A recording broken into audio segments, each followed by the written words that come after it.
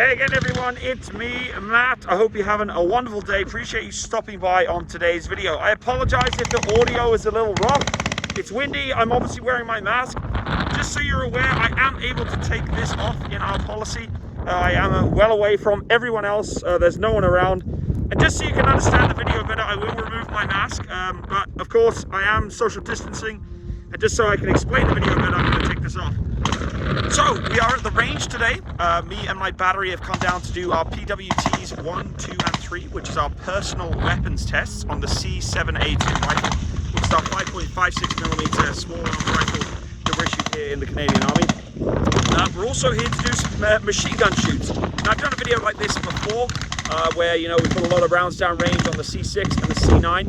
Our C6 is the 7.62mm machine gun and our 5.56mm C9. So two different machine guns that we use. We're having a lot of fun putting a lot of rounds down range. Unfortunately, due to the weather conditions, we've had to reduce the requirement for tracer. We're not allowed to use tracer today because there is risk of fire. But it is what it is. It actually improves our gunnery skills because it allows us to work better on our method of actually engaging the target. So bringing the machine guns over to the left or up, right, down, whatever you need to do to watch your fall of shot and hit the target. The troops that have never fired these machine guns before are absolutely loving it because some of them have never even experienced seeing a machine gun, let alone shooting it. And getting behind a GPMG or a C6 for the first time is pretty eye-opening for some of the new troops who have never done it before. We're getting a good level of rounds down range. The machine guns are doing pretty good overall, honestly. So I'm going to go take you to the range. We'll have a look around and we'll look at some of the machine gun shoots and see how we go. We're roughly at about 400 meters at the moment, so plenty of leg room for these machine guns to fire all day long with accurate rates of fire. It'd be nice to go out further, but of course this range where we are here in Suffield, which is CFB Suffield, it's a Canadian Armed Forces base here in Alberta, southern Alberta. And right next door is BATUS, or British Army Training Unit Suffield, which of course many of you know I've frequented in the past. But this is L range, so we're basically here just doing our assessments. And today, on Sunday of our weekend training here as a reservist, we were able to put some rounds down on the machine guns. So we'll go walk to the line, we'll take a look around and get some interesting footage and see what it's all about when you actually come to a weekend like this as a reservist and I actually put some rounds down range as a machine gunner. So let's go take a look.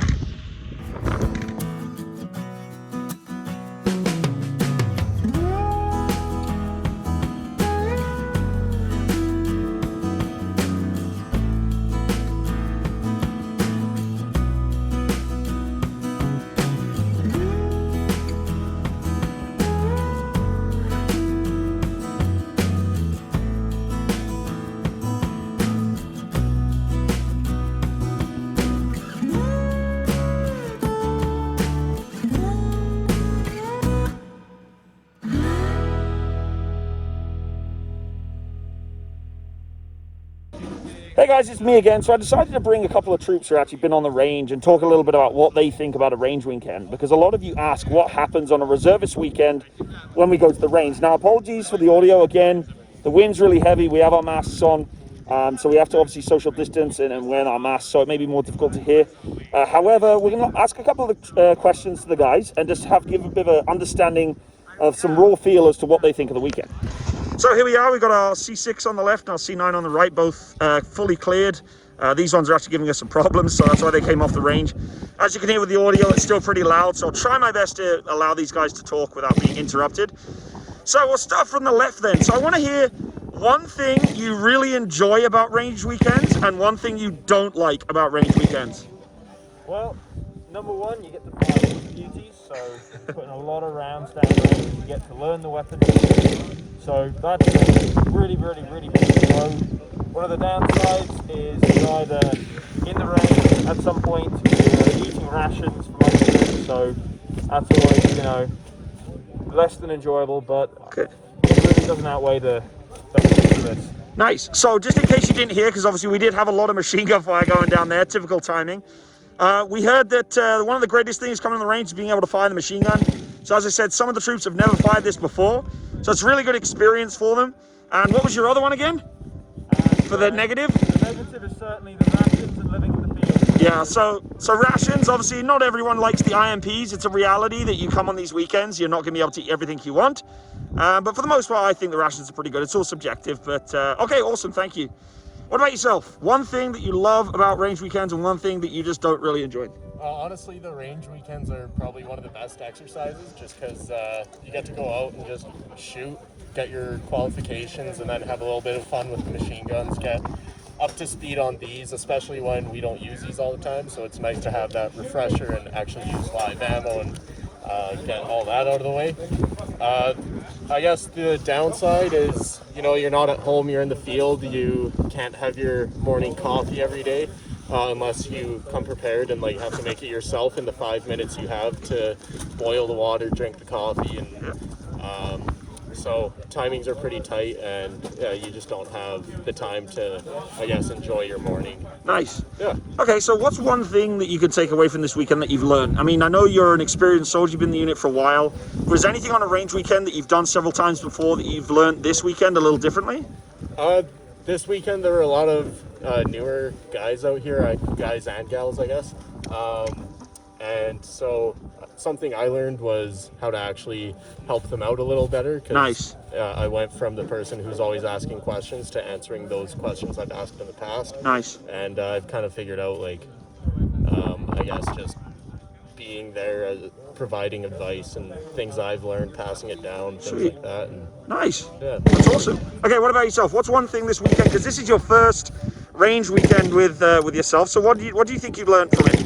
Absolutely. So being one of the newer guys and gals to come on to the unit, coming fresh off course, I'd say one of the biggest things is that I was able to become familiarised with the many weapon systems that the Navy forces and of this unit. My marksmanship, you know, can always be improved, was improved significantly, so it certainly serves to not only refresh skills for some of the more experienced soldiers, but certainly develop the skills of the newer soldiers. So I found that I've come away from this very, very happy in knowing that I've learned plenty of new things. Awesome. Okay, well, thank you so much, guys. I really appreciate it. I know you got a busy day with more range shooting, but thanks for your time, and we'll move on to the guns. See you later.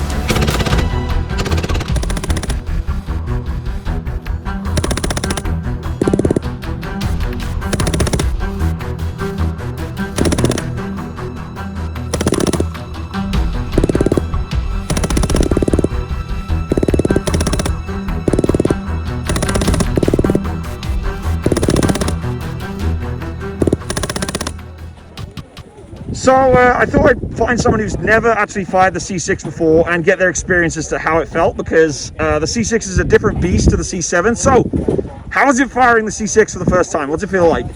It was amazing. Nice. So when you're firing the C9, you can handle it, hold it in your shoulder, but the C6 is just like beefier, bigger. Everything is just more. Nice. So when you fire it, the recoil is more, and it literally like rattles your brain. Nice. Then, so it's iron scopes or sights, so you can't even see where you're shooting. You just burst it, and then yeah, it just rattles you. And if you can't see where you're shooting, what happens? Like, who's is someone helping you to be able to hit the target with the C6 then, or? Yeah, on the range we have ARSOs, and they're right beside us, and so we do a burst, and they tell us to go left, right, up, down to get onto target. So we just listen to their commands and then do it. Nice. So definitely coming to another range weekend in the future then. Absolutely. Awesome. Okay, well, I appreciate your time, and we're going to go maybe chat to some more people and go look at the guns. Awesome. Okay, catch you later. Bye.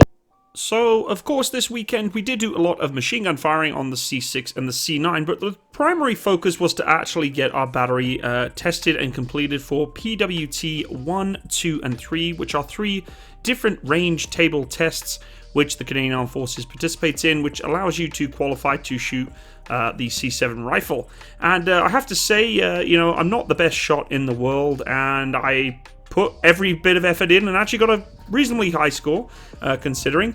I got a solid 42 for PWT3, which isn't really high, but for me it's pretty good. You know, I struggle with the kneeling position actually, and sometimes the standing, but it's a fun shoot. It's for the combat arms. PWT3 is a requirement. We must qualify on it. And the reason I love it the most is it's a dynamic shoot, so you actually have to run from firing points to the next firing point and engage. And at the end you get a nice little cheeky fully automatic burst towards the last point of the range, where you basically bound towards the targets, the figure 11 targets, and get to shoot them. It's a lot of fun. I have to say that some of the troops may have got a little bit of a wake-up call in terms of their fitness when they came on this range, because it is a dynamic shoot, so you do have to bound from position to position, which basically is testing your fitness a little bit, especially when you're rigged up in FFO, or what we call full fighting order, which is basically everything you're required to go into an attack, whether it be your attack vest, helmet, should be your frag vest, your rifle obviously, fully loaded, and everything else ready to go. So if you're not adjusted to that kind of maneuver warfare, you're going to have a hard time, which is why it's imperative that if you are, you know, join the armed forces, especially the army, that your fitness is at the highest standard. And that is it for today, everyone. I really appreciate you stopping by. If you have any questions, comments, or concerns, please feel free to reach out to me on my social media in the links below. And I hope to see you on the next video. All the best, everyone. Have a wonderful day. Bye-bye.